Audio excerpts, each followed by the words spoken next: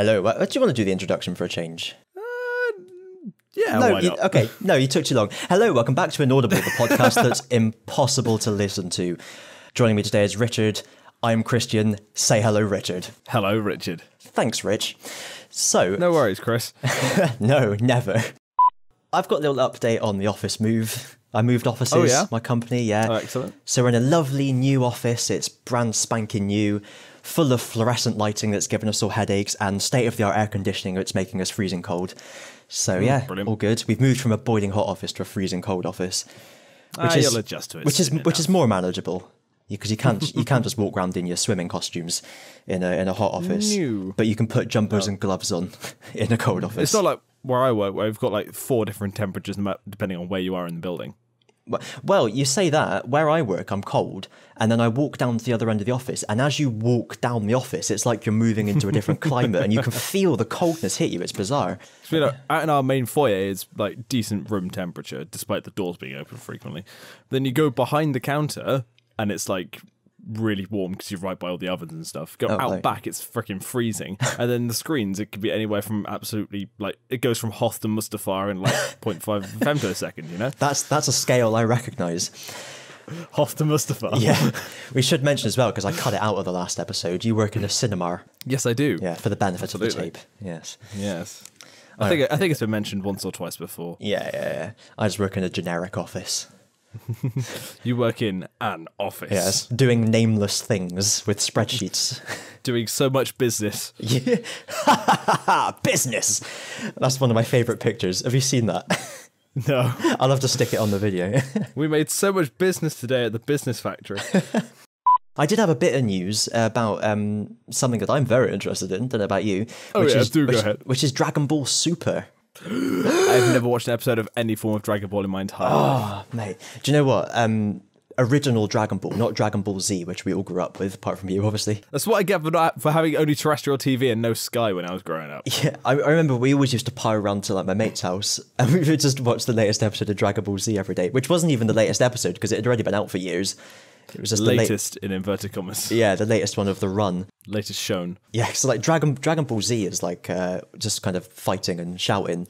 Dragon Ball itself, original Dragon Ball, is not just like one of my... I'm not just saying it's like my favourite of all the Dragon Balls. It's one of my favourite shows ever. It's really funny. Like that was the thing that really struck me. It's written like a comedy. And Wasn't yeah. this like a touchy sort of adult turtle kind of thing? No? Oh, I'm yeah. thinking of the live action film. Master Roshi. Yeah. Yeah. That's he's the one. The turtle hermit. So he wears a turtle shell on his back as part of his training, and he's a pervert. Yeah, I do vaguely remember that Yeah. for some reason. I don't know why that's the bit that stuck with me. It's great. Fucking great show. Anyway, Dragon Ball Super sure. is currently running at the moment. I'm watching the subs at the moment. They're on to like episode 112 or something in Japan. Jesus Christ. But they're the dub has been released on DVD and Blu-ray in America, and it's just been announced it's going to be released in the UK as well on the 30th of October. So I'll be pre-ordering that. It's so close to Halloween. Aren't you worried it's going to be terrifying? Haunted, I thought you were going to say. Terrifyingly amazing. The terrifying thing about it is the fact that the first series, kind of the arc of Dragon Ball Super, runs from episode 1 to episode 14, right? Right. So these DVD and Blu-ray releases of series 1, season 1, because it's American, run from episode 1 to episode 13. Are you serious? I'm completely serious. It's ridiculous. Oh, come on. Yeah. Fucking Doctor Who bringing in the 13 episode limit. Yeah, so if I look up the list of Dragon Ball Super episodes, let's see. Episodes. I don't know why I said it like that. That's a super episode, that is. So yeah, first series is 14 episodes, second series is 13, or arc is 13 episodes. So if they make the first DVD 14 episodes, are they going to make the second DVD 14 episodes as well, or are they going to make it 13 episodes and have 2 left over? Because then the third saga is 19 episodes, and the one after that is 30 episodes. So I don't know what they're going to do. It's where they always leave one episode off of each season to just carry on to the next one without explaining anything. Then at the very end of the run, they could just release a DVD box set of all the season finales in one go. Well, you say that, but they released the Dragon Ball Z series, and I'm working my way through them at the moment, and on the DVD, there are obvious points where it cuts. Like they defeat Vegeta and he flies off and the world is saved, and then the next episode starts when everyone's happy. It's a clear sort of division. End of season kind of thing. Yeah. Yeah. And they did the same thing on that. The final episode of the arc was on the first episode, the first disc of series 2, and it was just I don't understand why they do it. Can they not just? Because the people who make these things don't actually watch them. They don't care. They bloody well should care. That's what I'm saying. Indeed, they should, but alas, that is the executives of the world. Douchebags. Like that Futurama clip. He makes Fry executive delivery boy and then says to Leela, it's a meaningless title, but it makes him feel important. And then the credits for executive producer comes up on the bottom of the screen. Yeah. This is brilliant. Oh, Futurama. Have you heard they released a podcast? So it was Yes. an audio-only episode of Futurama. I think they released that like 20 minutes before we did our first podcast. I think so, yes. Just overshadowing us completely, because we would have been huge if it weren't for that. They clearly Yes. stole all the views that were clearly meant for us. Well, I recommended the podcast to one person at work today, so we'll double our listenership. Yes. Yes. From 0. Hang on, if you double 0. Hey, I download them every time. So do I. Okay, we'll thirdify it. Yeah. Yeah, no, the Futurama one dear. was really good. It was just. Have you listened to it? I haven't, no. Oh, mainly because I completely forgot it existed until right now. It's really cool. Recommend. It's just like an episode of Futurama. It's brilliant. It's Good. As funny. Yeah, it's really really good. And obviously they play around with the fact that it's audio only, and there's kind of like self-referential jokes to that kind of thing. A lot of the plot line involves podcasts, that kind of thing. Yeah. It's very good. Do you remember the Torchwood radio play they did? No, I didn't even know that. It was like an hour long, Oh. and it was sort of set before Miracle Day, I believe. Okay. And it had...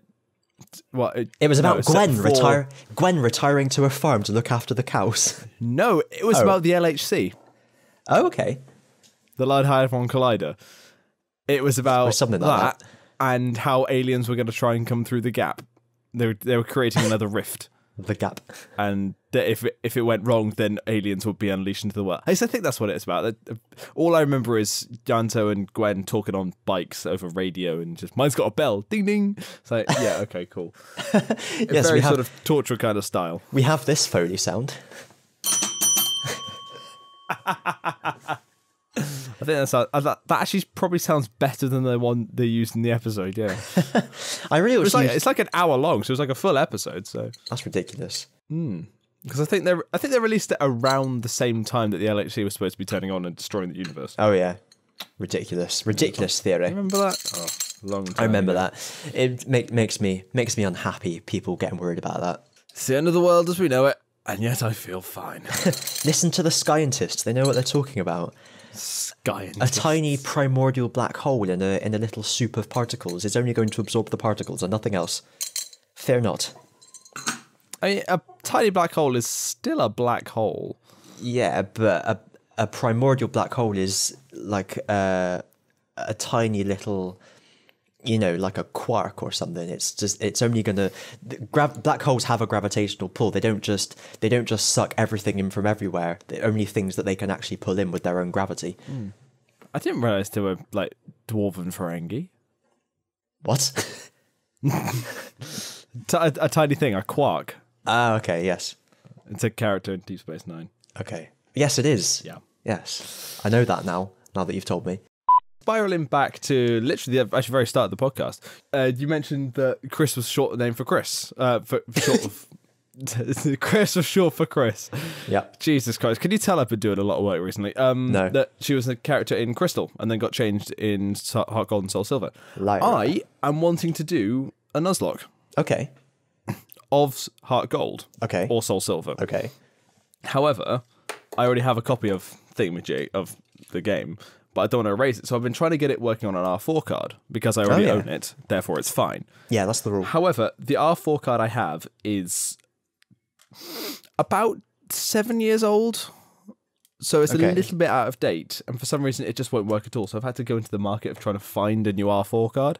Right. I don't know if you've ever done anything like that. It's fucking impossible. No, I've never done out like that. You've never dealt like that. No, I jailbroke my 3DS though to try and get a Mega Ruby randomizer going on it, but it was too much hassle. Couldn't be bothered, and no one watched. I could do that for you. No one's watching me bloody Pokemon videos. I stopped doing them on YouTube, so I'm not bothered about that anymore. Oh, I noticed that. Yeah. You know why? Fucking Nintendo. Yeah, maybe. I thought it was mainly because my audience has been built up from EU4, so they don't care about Pokemon. There is that.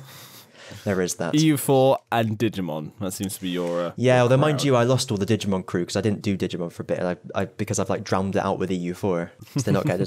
Do you know what? YouTube views are really weird, aren't they? Like I had Yeah. So I was getting sort of on average 40 to 50 views for each of my EU4 videos, right? And then I uploaded. Did you see when I uploaded the Lost Woods mashups with Thomas the Tank Engine and the EastEnders? So I put both of them up like to consecutive days, and then the next EU4 video got 9 views. The fuck? Yeah, and it wasn't. It's not like it had a title that said, you know, if you watch this, you will die or anything. It was like.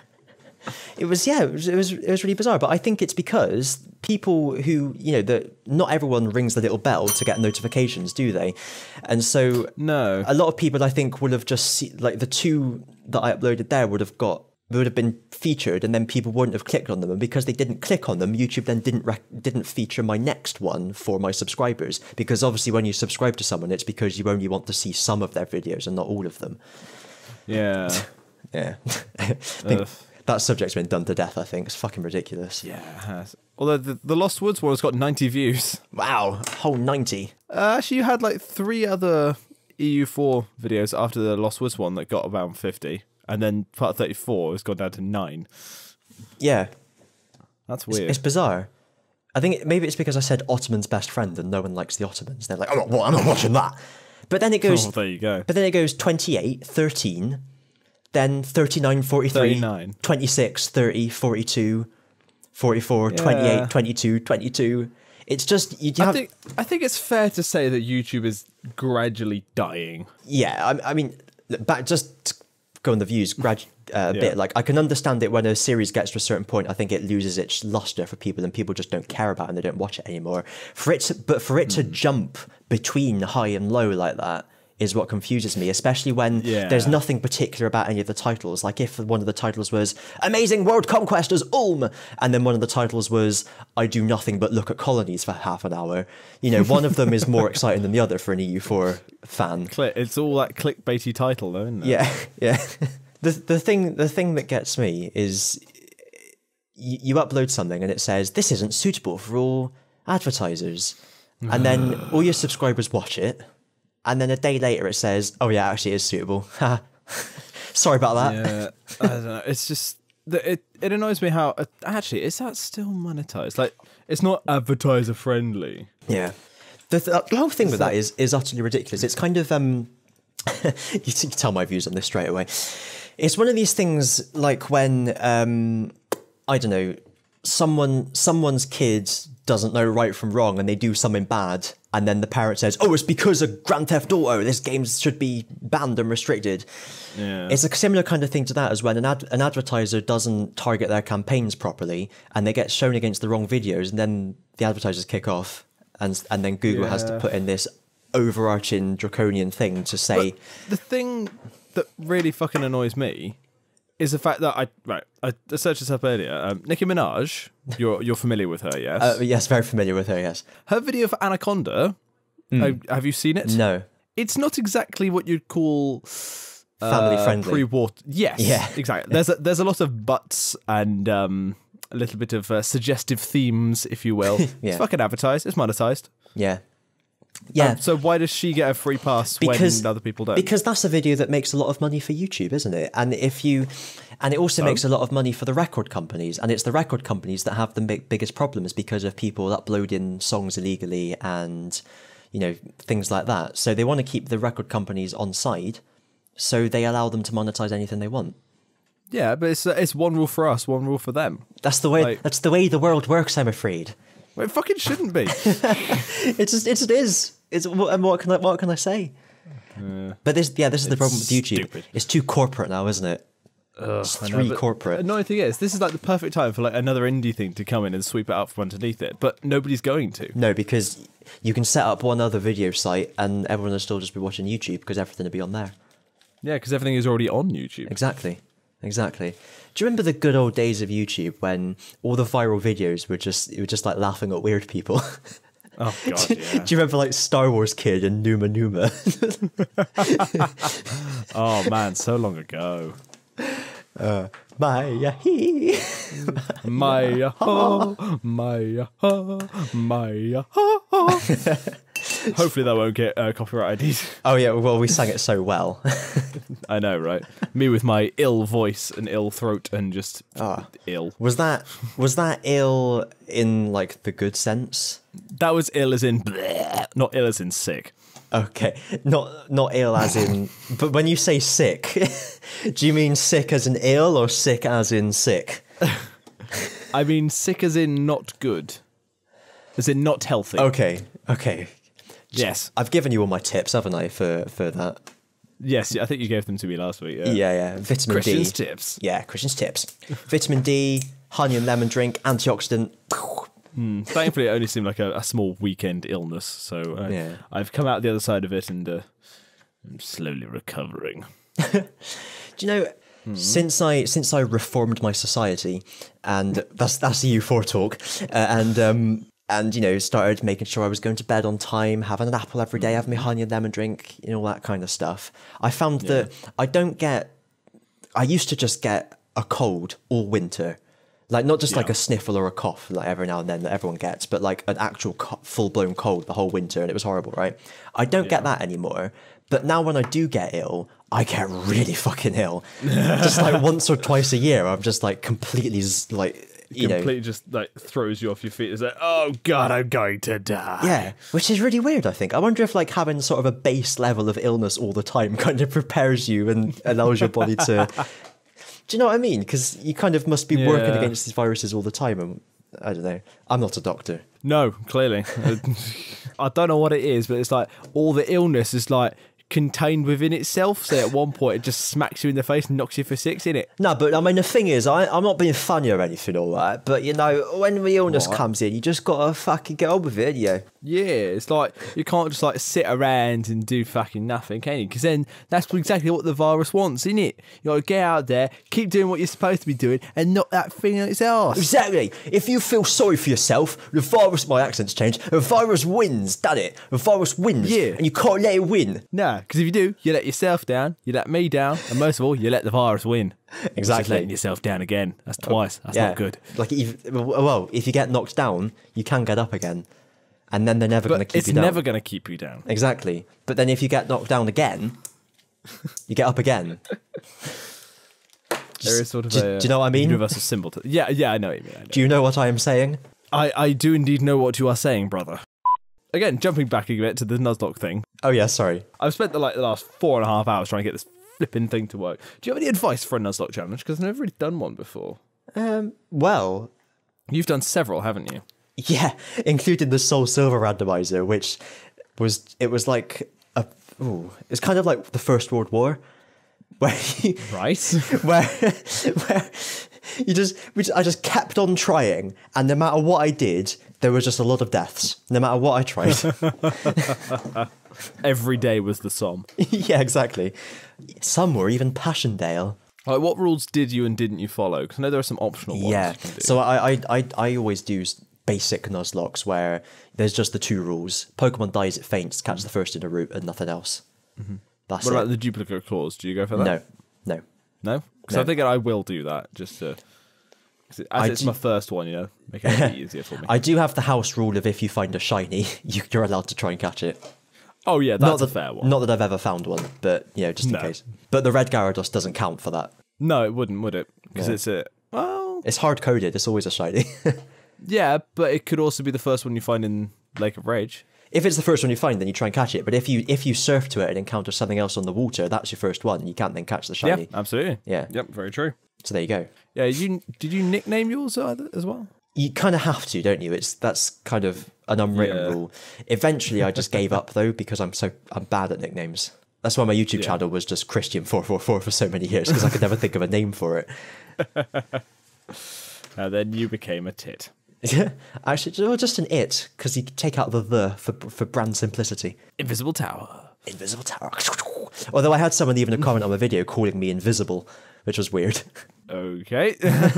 Because they thought it was my the first Invisible name. Tower, not the Invisibles Tower. Well, because my name is Invisible Tower, first name Invisible, last name Tower. That sounds like it should be a lyric to a song. Mr. I Tower. Where's his house? I can't see it. Ian Tower. Mr. Ian Towers. Ian Visible. Dear. So are you doing any kind of particular style of Nuzlocke or just a regular Nuzlocke? I think I was just going to do a regular one for the first one, because like I said, I've never done one before. So, because I do have where is it? I have in my hand my old physical copy of Crystal, which I was going to do one on. I thought, let's do it on the DS instead, just because it's better system, better game, and all. Are you doing? Did you say you were doing Heart Gold or Soul Silver? One of those? I think I'm going to do Heart Gold, because I always I'm going to do Heart Gold, because I've always had certain versions of Pokemon games. Like for me, it's Blue, and then Silver and Crystal, Ruby, and because my brother had Red and Yellow, so obviously I wasn't allowed to have those. My brother had Gold, so I had Silver and Crystal because of. Yep. Then my brother didn't get anything from then on. He just gave up after Generation 2. Did you do that? Did you do that growing up thing? I know, it's pretty stupid. Although he is actually considering getting Ultra Sun. Oh. I'm trying to convince him to get Sun first. But Ultra Sun is not a sequel, is it? It's just a retelling. No, it's like an Emerald instead of instead of Black 2, White 2. Yeah, that's the one. Yeah. But again, I don't know how different it's going to be. Yeah, it's kind of. I guess it's kind of like the difference. The way I imagine it's going to be is like the difference between Emerald and Ruby or Sapphire. Yeah, not much of a difference, but enough to make it worth doing. Yeah, I'm still going to buy it. Oh hell yeah! It's a massive fanboy. Yep. For example, dress down day tomorrow. I'm going to wear my Sableye t-shirt. Yeah. Wait, what day is it tomorrow? Friday. Oh man, I'm working in the evening. Fuck's sake. Oh no. I know, right? Wait, you get a dress down day at the office? Yeah, for every Friday. What? Yeah. But the thing is, right? This is like office chat episode. The thing is, last week, because it was like celebrating us moving, we had dress down day all week. And then this Monday, because it was our first day in the new office, we had another dress down day.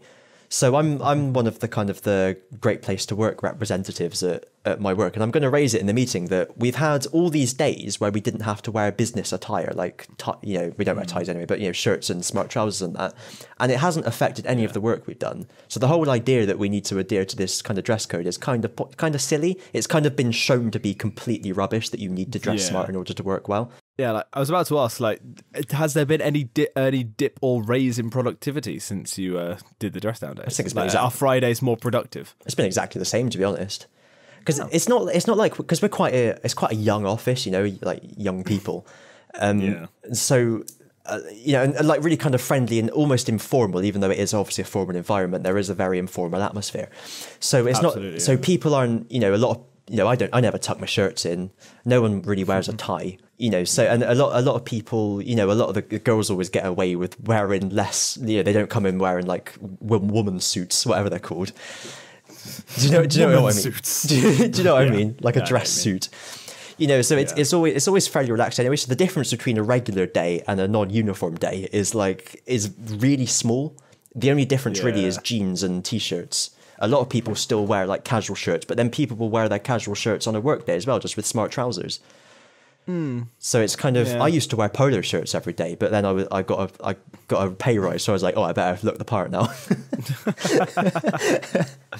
Oh dear. Yeah, because like the management side of me is coming out and saying, well, if there's no dip in productivity, if there's no change in productivity, then there doesn't need to be a change in the uniform then, because it's no different. So like what you need to do is make yourselves more productive when you're not in the smart stuff, because then they'll see, oh, look at this. There's a correlation here. I agree. The more relaxed people are, the better, isn't it? by far and away. Yeah. Like That's why I love our uniform at work, because we used to be in like smart trousers, shirt, cap, and all that shit. Oh yeah. And then when we had our refurb, we went down to jeans and t-shirts, literally branded t-shirts for the place we work at. But still, t-shirts is a lot more. Oh, it's a lot better than having dress-up shirts. Definitely. As much as I prefer like button-up shirts, because I don't like not wearing a collar. Like no, I'm exactly the same, mate. I can't. It's like you feel like you're exposed.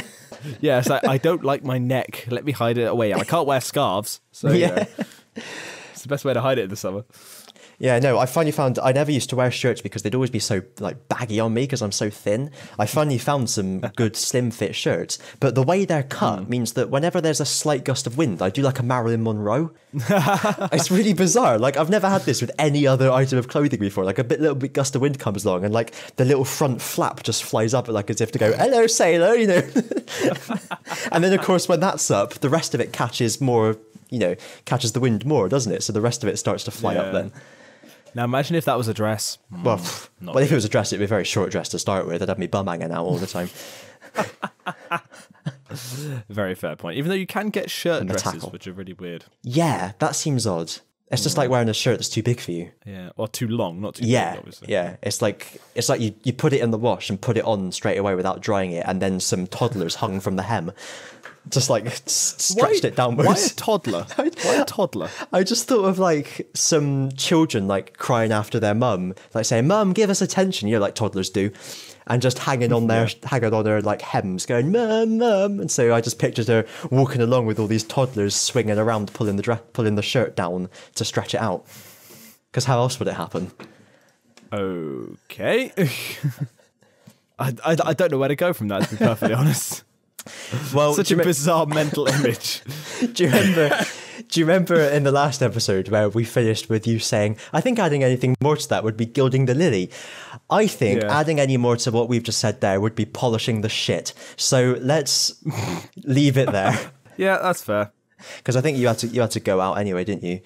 Yes, I'm going out to see Blade Runner this evening. Oh, well, you have to right? let us all know about it next week because I'm quite curious about that. Yes. I'll probably have seen 2049 as well by that point. Oh, you've seen the original Blade Runner? Right. Yeah, it's the original Blade Runner. It's a 4K re-release tonight, and then 2048 is out next month, early next month. So. Oh, okay. I didn't know when it was out. I thought you meant you were seeing the new one. Yeah. Oh, and the Lego Ninjago movie is out next week as well, or next month. I'm not sure how I feel about that because apparently it's the worst of the 3 Lego movies. I can imagine. Yeah, that's what I said. I kind of feel like they're going like, "Holy shit, this was a success. Let's do another one. Wow, that was a success too." And then it's just going to be like, let's just make, like we were saying, the Lego movie. Everyone was worried that it was just going to be a way to shill toys. That was going to be a crap film. Yeah. The more they do it, the more it will become that. Yeah, which is why I'm kind of anxious because, like, I don't know, like, the trailers I've seen for it make it look kind of funny, but it's quite definitely a kids' film. Yeah, Yeah. Like Batman was kind of halfway between the two. Lego Movie was again halfway between the two. Yeah, but Ninjago is quite definitely a kids' film. Yeah.